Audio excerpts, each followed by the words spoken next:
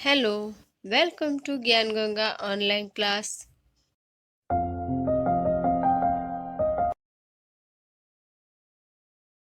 आज हम कक्षा 7 का विषय हिंदी पढ़ते हैं, पाठ 10, जिसका शीर्षक है भूख। इसके लेखक डॉक्टर श्री राम त्रिपाठी हैं। इनका जन्म 5 जुलाई 1957 ईस्वी। डॉक्टर श्री राम त्रिपाठी का जन्म गोरखपुर जिले में भरोइया नामक गांव में हुआ। इनके पिताजी का नाम जगदीश प्रसाद त्रिपाठी था। इन्होंने गुजरात विश्वविद्यालय से एमए हिंदी पीएचडी की उपाधि प्राप्त की।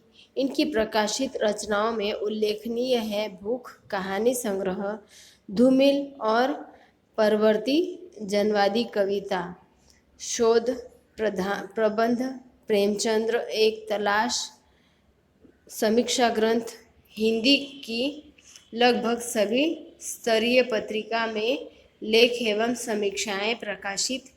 संप्रदित आदिवासी आर्ट्स एवं कॉमर्स कॉलेज संतरापुर गुजरात में हिंदी प्राध्यापक हैं। प्रस्तुत कहानी में न्योता खाने की भूख का बड़ा ही मार्मिक चित्रण प्रस्तुत किया है। आज काली प्रसाद बहुत खुश है। पता नहीं किसका मुंह देखकर उठा है। सवेरे सवेरे ही किशुनदेव पंडित न्योता मांग गए। घर जनवा एक जन, पर गांव में सभी लोग ब्राह्मण के रूप में न्योता खाने नहीं जाते। वे इस प्रकार के भोजन में शामिल होने वालों को अपने से निम्न समझते हैं। अब यहाँ पर जो काली प्रसाद है वो आज बहुत खुश है। वह सोच रहा है कि पता नहीं आज मैंने किसका मुंह देख लिया। सुबह सुबह ही किशुनदेव जो है पंडित, वह न्योता देकर गए। हर घर से कोई एक व्यक्ति। गांव में अक्सर ब्राह्मणों के रूप में न्योता खाने कोई नहीं जाता। वे ऐसे जगह पर भोजन खाने वाले को छोटा समझते हैं, निम्न समझते हैं। ऐसे भोजनों में शामिल होने वाले को छोटा समझते हैं। प्रायः इस प्रकार के भोजनों में शामिल होने वाले गरीब होते हैं। उन्हें लगता है कि ऐसे भोजनों में जाने वाला व्यक्ति गरीब होता है, पर ये लोग खुद को गरीब नहीं समझते। परंतु ये है कि खुद को आप गरीब नहीं समझते और वे तो इस तरह के अपितु न्योते में खाना खाने को तो वे अपना धर्म समझते हैं। वे यह समझते हैं कि न्योते में खाने के लिए जाना तो इनका धर्म है। ये लोग अक्सर कहा करते हैं, अगर ब्राह्मण ही यज्ञ प्रयोजन जन्म मरण के खाने में नहीं जाएंगे तो लोगों का उद्धार कैसे होगा। अक्सर ये मानते हैं कि अगर ब्राह्मण ही यज्ञ प्रायोजन या जन्म मरण जैसे उद्धारों में वे भोजन के लिए नहीं जाएंगे तो इन लोगों का उद्धार तारण कैसे होगा, इन लोगों को कौन तारेगा। क्योंकि अक्सर यह मान्यता है कि पंडितों को भोजन खिलाने से पाप मुक्त होते हैं, दोष कम होते हैं। तो ब्राह्मणों का यह मानना है कि यदि वे ऐसे भोजनों में खाने के लिए नहीं जाएंगे तो इनका उद्धार कौन करेगा। वे ऐसे भोजनों में जाना अपना धर्म समझते हैं। काली के पिता कलकत्ता में नौकरी करते हैं। काली जो है इसके पिता कलकत्ता में नौकरी करते हैं। काली और शिवा ये अपने घर के सवार है, सवाग है। सवाग यानी बालिक, बड़े हैं। दोनों भाई घर के बड़े हैं और इनके पिता कलकत्ता में नौकरी करते हैं। अतः इन दोनों में से कोई एक सामाजिक कार्यों में अपने पिता के प्रतिनिधित्व करता है। अर्थात बाहर के सभी पिताजी के जो कामकाज है सामाजिक समाज के, वे कोई देखता है अपने पिताजी का। दोनों में से कोई एक, क्योंकि दोनों बड़े हैं, बालिग हैं, तो दोनों भाइयों में से किसी एक को बाहर के कार्य संभालने पड़ते हैं जो पिताजी द्वारा सौंपे गए हैं। न्योता खाने में दोनों जाना चाहते हैं। वैसे ही जब न्योता आता है तो इन दोनों भाइयों को जाने की इच्छा होती है, परंतु न्योता तो घर जन से एक यानी हर घर से किसी एक को ही है। पर एक ही जन की आज्ञा होने के कारण एक को मन मारना पड़ता है, यानी किसी एक ही व्यक्ति को न्योता होने के कारण एक को घर पर ही अपना मन मसूल कर रह जाना पड़ता है। अतः दोनों में पारी बंधी है। इसीलिए दोनों का एक एक से बारी लगी होती है। कभी कभी शिवा जाएगा तो कभी काली, ऐसे दोनों की नंबर लगे हैं, दोनों की बारी बंधी है। काली शिवा से 2 बरस छोटा है। काली जो है वह छोटा है और शिवा बड़ा है। पिछले बार शिवा गया था, यानी पिछले बार बड़ा गया था शिवा, इसीलिए अभी इस बार काली की बारी आएगी। इसीलिए बारी आने पर काली बहुत खुश है। अब इसे न्योते पर जाने का अवसर मिल रहा है, इसीलिए काली अब बहुत खुश है। काली को लगता है कि आज वह गांव के दूसरे लड़कों से सवाया हो गया है। काली को अक्सर लगता है कि वह गांव के दूसरे जो लड़के हैं उनसे वह बड़ा हो गया है, सवाया हो गया है। इसीलिए बड़े बूढ़ों के साथ उसे भोजन में जाना है। अब वह इन सब से बड़ा हो गया है, इसीलिए वह अपने आप को बड़े बुजुर्गों के साथ भोजन करने के लिए जाना पड़ेगा, ऐसा उसे महसूस होता है। ऐसा आज ही नहीं, जब भी किसी भोजन में जाना होता था तब उसे ऐसा ही लगा करता था। वैसे तो हमेशा काली के पिताजी से शिकायत रहती थी। अक्सर उसे अपने पिताजी से शिकायत रहती थी कि वे दूसरे लड़कों के बापों की तरह घर पर नहीं रहते। अक्सर काली को यह शिकायत होती थी कि उसके पिताजी घर पर नहीं रहते। परंतु आज जब उसके पिताजी गैर हाजिर है तो वे बड़ा खुश है। परंतु आज जब उसके पिताजी घर पर नहीं है, मौजूद नहीं है, अनुपस्थित है, तब वह काली बड़ा खुश है, क्योंकि अपने पिताजी के रहने के कारण ही न रहने के कारण ही उसे अन्य लड़कों के न्योते खाने नहीं जा पाते। यदि उसके पिताजी रहते तो लड़के लोग न्योते पर नहीं जा पाते, क्योंकि जहाँ पर पिता हो तो वहाँ बेटों का कोई काम नहीं, घर के बुजुर्ग ही जाएंगे। तो ऐसे उनसे अक्सर पिताजी से ही शिकायत रहा करती थी। परंतु आज पिताजी घर पर नहीं है, इसीलिए इन लड़कों की बारी आई है भोजन पर न्योते में जाने की। तो वह बड़ा खुश है, उसका नंबर लगता है। पिताजी के न होने पर ही इन बच्चों के नंबर लगते हैं भोजन पर जाने का। किशुनदेव के बेटे की बात अलग है। वे यजमानी करते हैं, अर्थात वे पूजा पाठ करते हैं। किशुनदेव जो उनके बेटे हैं, पंडित हैं, वे तो अक्सर पूजा पाठ कराते हैं, वे ही भोजन कराते हैं, तो उनकी बात अलग है। बेहद खुशी के कारण काली दोपहर को भरपेट न खा सका, यानी वह खुश था और खुशी के कारण वह सुबह में पेट भर के भोजन नहीं किया। दोपहर का जो भोजन था वह भरपेट नहीं खाया, बेहद खुश था। इसीलिए यदि वह भरपेट भोजन खा लेता तो न्योते में क्या खाएगा। वह सोच रहा है कि वह भी अगर दोपहर में ही पेट भर के खाना खा लेगा तो भोजन के न्योते में वह क्या खाएगा। उसे शिकायत है बड़े बूढ़ों से, जो जल्दी जल्दी दही चूड़ा सड़क जाते हैं, अर्थात बड़े जल्दी जल्दी दही और चूड़ा खत्म कर देते हैं।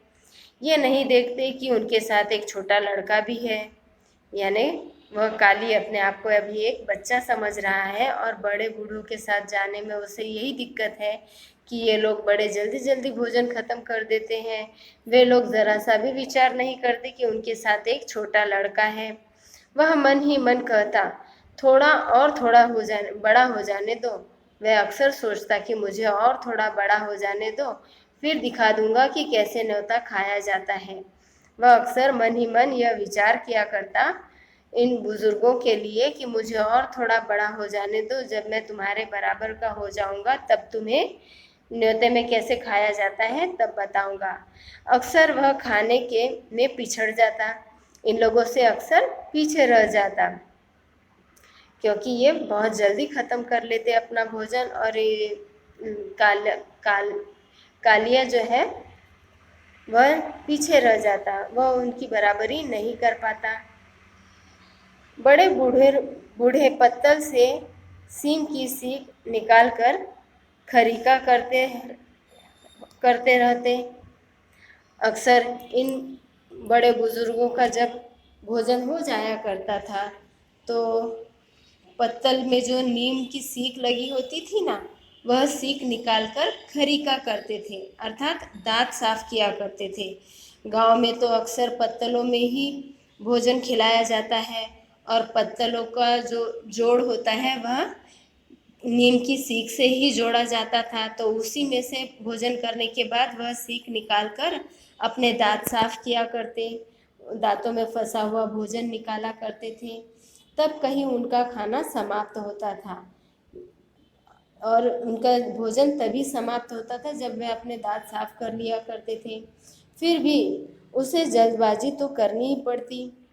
काली काली को बहुत जल्दी जल्दी अपना भोजन समाप्त करना पड़ता। लगता था कि सभी न्योतेबाजों को मेहरारू का नहाना और मर्द का खाना वाली कहावत में विश्वास करते थे। ये कहावत अक्सर पहले ज़माने में बहुत मशहूर थी कि मेहरारू का नहाना अर्थात स्त्रियों का नहाना और मर्द का खाना अर्थात आदमियों का खाना कोई देख नहीं सकता था। गांव में स्त्रियां सूर्योदय से पहले ही नहा लिया करती थी, तो उनका नहाना कोई नहीं देख पाता था। उसी तरह मर्दों को भोजन खत्म कर लेना चाहिए कि कोई देख ना सके। तो ऐसे कहावत में ये भी विश्वास करते हैं, ऐसा उसे लगता है। जबकि काली उसके ठीक उल्टा था। काली को तो भोजन करने में बहुत समय लगता था, वह उसके बिल्कुल विपरीत था।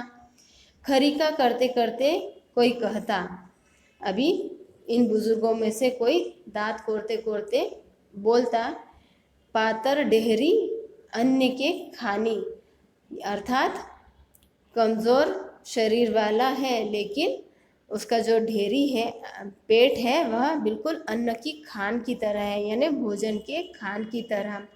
अरे कौन है, पेट नहीं भरा तो कम से कम मुंह ही नहीं दुखा क्या। अब वो उन्हें ताना मारते कि चलो पेट नहीं भरा तो कोई बात नहीं, पर खाते खाते क्या तुम्हारा मुंह भी नहीं दुखा। उस समय तो उसे इतना गुस्सा आता कि मन करता कि पत्तल उठाकर उन दोनों के मुंह पर दे मारूं। काली को ऐसा ही लगता है, ये जब ऐसे ताने मारते तो उसे बहुत गुस्सा आता और ऐसा लगता था कि खाते खाते यही पत्तल उनके मुंह पर फेंक मारे। काली सोच रहा था कि जैसे ही दही आएगा वह उसे चूड़े में ले लेगा। चिवड़ा भिगाएगा नहीं, क्योंकि चूड़े को भीगने में समय लगेगा और वह अपना समय बिगाड़ना नहीं चाहता। जैसे ही पत्तल में अभी अगली बार दही आए तो वह चिवड़े में डालकर तुरंत खाने लग जाएगा। आजकल के चिवड़े में दम नहीं है, यानी पहले जैसा चिवड़ा अभी नहीं रहा। और दही तो कहने के लिए ही होता है, पत्तल के बाहर बहती है, यानी दही इतना पतला होता है कि वह पत्तल के बाहर बहने लग जाता है। बड़ी मुश्किल से उसे रोकना पड़ता है, यानी इतना पतला होता है कि उसे बड़ी मुश्किल से रोकना पड़ता है। मट्ठा भी उसके सामने गाढ़ा होता है, यानी उनका कहना है कि दही इतना पतला होता है पानी की तरह कि उससे गाढ़ा तो छाछ होती है, मट्ठा होता है, उसे ऐसा लगता है। वह किसी को देखेगा नहीं और सबसे पहले शुरू हो जाएगा, यानी वह इधर उधर कहीं नहीं देखेगा। जैसे ही पत्तल में भोजन आएगा वह सबसे पहले शुरू हो जाएगा, खाने बैठ जाएगा। माँ का कहा नहीं मानेगा, क्योंकि माँ ने तो उसे जता कर भेजा था कि माँ ने भी कहा, यह कहती थी कि काली बेटा न्योते में सबसे पहले मत खाना, दोष लगता है। माँ ने उसे इतना समझा कर भेजा था कि पंक्ति में बैठो तो सबसे पहले भोजन मत करना, परंतु काली अपने माँ की बात भी नहीं मानना चाहता है। वह तो बस पत्तल में आए तो तुरंत भोजन खाना शुरू करना चाहता है।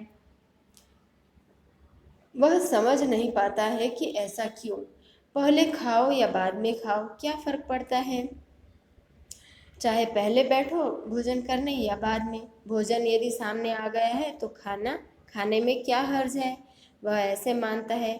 माँ ऐसे ऐसे ही कहती है, वह माँ की बात नहीं मानना चाहता। उसे लगता है कि माँ ऐसे ही कहती है। रामलीला में कहेगी कि राम मत बनना, होली में कहेगी कि सम्मति में आग मत लगाना। ऐसा क्यों, राम तो भगवान है ना, धर्म के अवतार है, यानी राम तो भगवान है, धर्म के अवतार वाले हैं। फिर रावण जैसे पापी का वध किया है, उन्होंने तो रावण जैसा पापी व्यक्ति उसका वध किया है और अहिल्या जैसे नारी का उद्धार किया है। तो फिर राम क्यों न बने। रामलीला में राम बनना तो अच्छा है। होलिका तो राक्षसी थी, उसका नाश करना तो अच्छा काम है। पर माँ ऐसा करने से क्यों मना करती है, वह यह समझ नहीं पाता था। आजकल के न्योतों में अब दही चूड़ा मिलना बंद सा हो गया है। तो अभी वह कहता है कि आजकल के न्योतों में तो दही चूड़ा दिखाई ही नहीं देता, अभी बंद हो गया है। अब किसी में भी वह शौक नहीं रहा दही चूड़ा खिलाने का। पहले लोग बड़े शौक से दही और चूड़े का भोजन कराया करते थे, परंतु अब वह शौक किसी में नहीं रहा। सभी मजबूरी में खाना खिला रहे हैं, मानो उन पर कोई बोझ हो, ऐसी मजबूरी से वह भोजन खिलाते हैं। समाज में अपना नाम या इज्जत खराब न हो, इस डर से वह भोजन कराते हैं। जो भी हो, पूरी सब्जी तो मिलेगी ही, वह भी खाए बहुत दिन हो गए हैं। इतना सोचते ही उसे उनवल के बाबू साहब की माँ के ब्रह्म भोज में खाए खाने की याद आ गई। ऐसा आदमी चाहिए, ठीक ही तो लोग उन्हें राजा साहब कहते हैं। ठीक ही है तो लोग उन्हें राजा साहब कहते हैं। उन्होंने इतना ब्रह्मभोज कराया। जैसे घर धन से भरा है, वैसे ही बड़ा दिल पाया है, अर्थात वह बड़े अमीर आदमी हैं। वैसे ही उन्होंने अपना दिल भी पाया है। कितने सारे ब्राह्मणों को खिलाया था।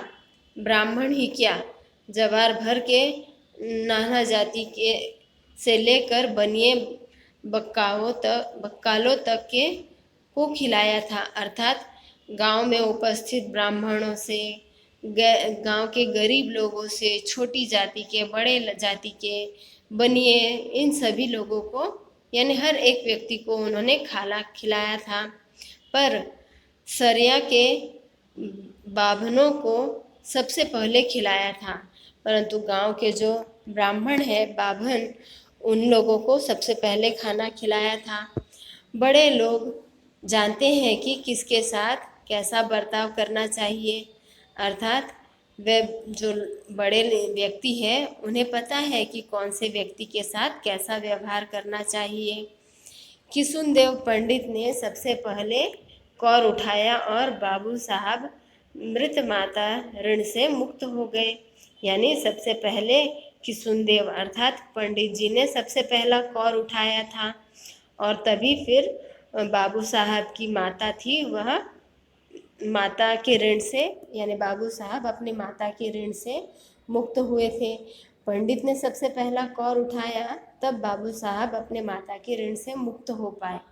खाने के बाद इलायची वाला पान मिला, वह भी एक नहीं 2 जोड़ी, यानी 2 पान लगे हुए मिले। बाबू साहब ने बाभनों से कहा, आप सराय में के बाभन लोग ज़रा इस खटिया पर बैठ जाइए। भोजन हो जाने के बाद उन ब्राह्मणों को चौपाई पर, चारपाई पर बैठाया, जिसमें कोई दक्षिणा के बिना न रह जाए, ताकि कोई भी ब्राह्मण बिना दक्षिणा के घर न चला जाए।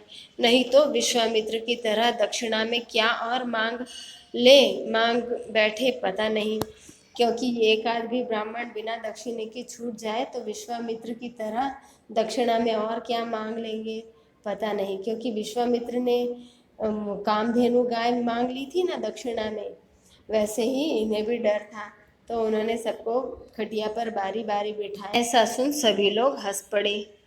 विश्वामित्र वाली बात सुनकर सभी हंस पड़े और बाबू साहब की आवभगत और दरिया दिली की प्रशंसा करने लगे, और सभी बैठकर चारपाई पर बाबूजी की गई आवभगत और उदारता, दरिया दिली की प्रशंसा करने लगे। स्कूल में भी काली न्योते का ख्याल में डूबता उतरता रहता। जब वह स्कूल जाता तो वहाँ पर भी वह इन न्योतों के ही ख्यालों में रहता। इसीलिए आज उसे पंडित जी से सोटा खाना पड़ा था। उसने उस सोटे से मार खाई थी जिससे उसने खुद ही छीन बनाकर उन्हें दिया था, अर्थात छीलकर उन्हें दिया था। हुआ यूँ था, पंडित जी ने काली से कुछ सवाल पूछा था, पर ध्यान और कहीं होने के कारण वह जान ही न सका था कि उसने क्या पूछा गया, उनसे क्या पूछा गया। पंडित जी के सवाल पर काली का ध्यान ही नहीं था और उसे उसी सोटे से मारा जिस सोटे को उसने छीन बना कर दिया था। उसके जवाब न देने पर पंडित जी ने मारते मारते कहा, अरे कालिया मन मोरे इतवा इहवा चित्त भूसौले। अरे कालिया मन मोरे इहवा चित्त भूसौले, अर्थात तुम्हारा क्यों रे कालिया, तुम्हारा मन मोर की तरह है और चित्त और कहीं घूम रहा है। ऐसा इसका अर्थ होता है, मन इधर मन कहीं और चित्त कहीं। उसे पंडित जी के मार का दुख नहीं हुआ था। पंडित जी ने उसे मारा तो उसे दुख नहीं हुआ, दुख था उसके इस वाक्य का कि उसे लगा था कि जैसे पंडित जी उसके मन की बात जान गए हैं। उसे तो दुख इस बात का था कि पंडित जी उसके मन की बात जान गए हो। काली के लिए आज का दिन बीत ही नहीं रहा था, लगता था जैसे समय ही ठहर गया हो। स्कूल से घर आने के बाद वह बार बार दुआरे की ओर देखता और कब किशुनदेव पंडित दिखे और सबको हाल लगाए, अर्थात आवाज़ दे चलने को, भोजन के लिए जाने के लिए। हमेशा उसकी नज़र दरवाजे की ओर रहती कि क्या कब किशुनदेव पंडित जी आए और भोजन के लिए बुलाए। कई बार ऐसा भी लगा कि कहीं विजय हो तो नहीं गया, पर तुरंत मन कहता नहीं, अभी नहीं हुआ, नहीं तो अब तक किलकिलाहट हो गई होती, यानी किलकिलाहट यानी शोरगुल हो चुका होता। काली के पिता बृजमोहन, जो गांव के बिरजू के नाम से जाने जाते हैं, काली के पिताजी बृजमोहन इनका नाम था और उसे बिरजू के नाम से जानते थे। कलकत्ता में किसी पेठी पर काम करते हैं, कलकत्ता में नौकरी करते हैं पेठी पर। गांव आने पर भी पिताजी घर पर रहते ही नहीं। गांव पर आने के बाद भी पिताजी घर पर नहीं रहते। गांव के लोग कहते हैं बिरजू दलेर इंसान है, कमाता है तो खर्च करना भी जानता है, यानी वह इतना कमाता है तो खर्च करना भी जानता है। काली के पिता गांव में जब तक रहते हैं हर रोज़ कुछ न कुछ बाजार से ज़रूर ले आते थे। काली के पिताजी जब भी गांव जाते थे तो वहाँ से कुछ न कुछ सामान लेकर आते थे। आज के लिए बस इतना ही, फिर मिलते हैं भाग 2 में अगले वीडियो में। तब तक के लिए धन्यवाद।